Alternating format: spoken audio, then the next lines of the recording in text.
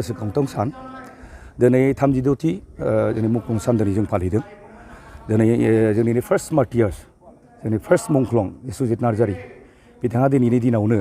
12 जुनाव बिथाङा मुंख्लं जादोंमोन दुलाराय बर' फरायसा आफादनि जे सोमावसारनाय बे सोमावसारनाया बिथांनो गिबि मुंख्लं दा बाथ्रा जादों मा जोङो हारि हिसाबै माहारि हिसाबै जोङो जोंनि जे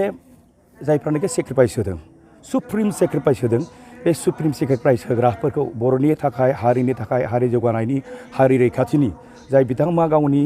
बे ओरैबायदि मोनसे भेलुएबल जे लाइफ बे लाइफखौ सेक्रिफाइस होदों बिथांमोनखौ जों फुजिनांगौ सिबिनांगौ जा जोहोलाव सिबिबासो जोहोलावबो उजियो नङा होमबा जोहोलाव सिबियाबा जोहोलाव उजिया दा ओंखायनो जोंनि जेनेरेसनफोरखौ जोंहा दा फोरोंनांगौ दङ जोंनि उन जोलै हान्जाखौ जोंहा फोरोंनांगौ दङ जोंहा मिथिहोनांगौ दङ जे जोङो मानि थाखाय जों सेक्रिफाइस होदों जोंनि जे जोहोलावजोफ्रा जोंहा इसेबां बिहोमा होलांबाय बिफाव होलांबाय बिथांमोननि जे माने सेक्रिफाइस बे सेक्रिफाइसखौ जोंहा दा गोबां जोंनि उन जोलै हान्जाया बाराद्राय मोनथिया बेनि गोनांथिखौ बाराद्राय मोनथिया दा बिथांमोनखौ जोङो बुजिहोनांगौ मिथिहोनांगौ दे बिथांमोननि सुप्रिम सेक्रिफाइसआ जाहाथे ओरैनो थांगारा नङा होमबा दा बिथांमोनखौ जों फुजिबाय थानांगौ बिथांमोनखौ जों सिबिबाय थानांगोन बिसोर जाहैबाय जोंनि सोर्स अफ इन्सपिरेसन बिथांमोननि जेखिनि माने माबा होलांनाय बिहोमा होलांनाय आरो बिथांमोननि जिखिनि बिफाव बेखौ जों दिनै जोंनि हारि हिसाबैनो माहारि हिसाबैनो जोङो फोथांनानै दोनबाय थानांगोन बिथांमोनखौ फुजिबाय थानांगोन जाहाथे इयुनाव जोंनि जिखिनि सिमां बे सिमाङा जाफुङागौ माने बिथांमोनहा जाहाथे जोंनि मोनसे सर्स जानानै थाबाय थायो आरोखि जोंनि थुलुंगानि मोनसे सर्स जानानै थाबाय थायो जोंनि जौगाखांनायनि मोनसे सर्स जानानै थाबाय थायो बिनि थाखायनो जों दिनै आङो सानफ्रोमबो जोंनि उन जोलै हान्जाफोरखौ सानफ्रोमबो जोंनि जेनेरेसनफोरखौ फैबाय थानाय जेनेरेसनफोरखौ आं बुंनो लुगैदों जाहाथे बिथांमोनहा जोहोलाव सिबिनायखौ जाहाथे बावनो नाङा बिथांमोननि फुटस्टेपखौ जाहाथे बावनो नाङा बुंबाय दिनैनि दिनाव गोबां सेक्रिफाइस होलांबाय बर' जोहोलावजोफोरा दिनैसिम गोबां जोंनि लुबैनाय मोनबावनांगौ दं रायजो राजाफोरखौ ज' जानो मा मेसेज होनो सानो रायजो राजाखौ आं होनगोन जे जोंहा इउनिटिखौ जेब्लाबो जों गारनो नाङा पलिटिकेल पार्टि फैयो थाङो नङा होमबा जाथियाव जोङो गोबां जोंना आपहेबल फैयो एखमबा गोजौआव थाङो एखमबा गाहायाव फैयो खिन्थु जों होनगोन खौसेथियानो जोंनि थाखाय मोनसे मोन्थोर जानांगौ खौसेथि नङाबा नोङो हारिखौ जाथिखौ जोङो रैखाथि होनोबो हानाय नङा फुवारनोबो हानाय नङा फेहेरनोबो हानाय नङा जिखिनि समस्या फैयागानो जिखिनि प्रब्लेम फैया मानो जिखिनि इसुस फैया मानो जोङो जोंनि गेजेराव सावरायलायनायनि गेजेरजों जों मोनफा मोनफा लामा दिहुननांगौ आरो खौसेथिजों जोङो थांनांगौ होमबासो जोङो जोंनि जिखिनि उद्देश्य जोंनि जिखिनि फिउचार प्रसपेक्ट माने जौगानायनि नङा होमबा थांनानै थानायनि बे गासिबो माने पसिबिलिटिया जोंनि खौसेथिजोंसो जागोन आरो जोंनि अनलायनाय आरो मोजां मोनलायनायजोंसो जागोन आं बेखौनो लुगैयो आरोखि दा दिनैसिम गोबां मोननांगौ लुबैनाय बर'फोरनि लुबैनाय दिनैसिम मोनाखै जाफुंबाय थालांगोन नङा होमबा दिनै जों जेनेबा जोङो माबा लुगैदों दा सेपारेट स्टेट लुगैदों नङा होमबा बे जोंनिनो मोनसे साफ्रोमबो बर' हारिनि मोनसे सिमांखा बेखौ जोङो सानसेब्लाबो जोङो लाबोनांगोन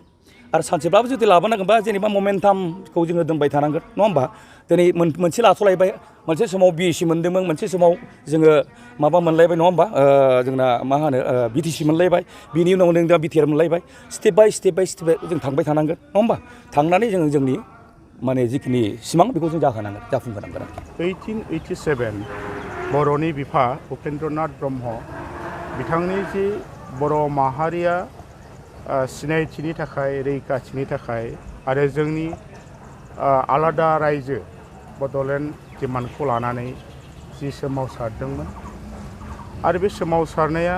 गिबि खेबनि थाखाय जोंनि पलिटिकेल राजखान्थि मोनथायनि थाखाय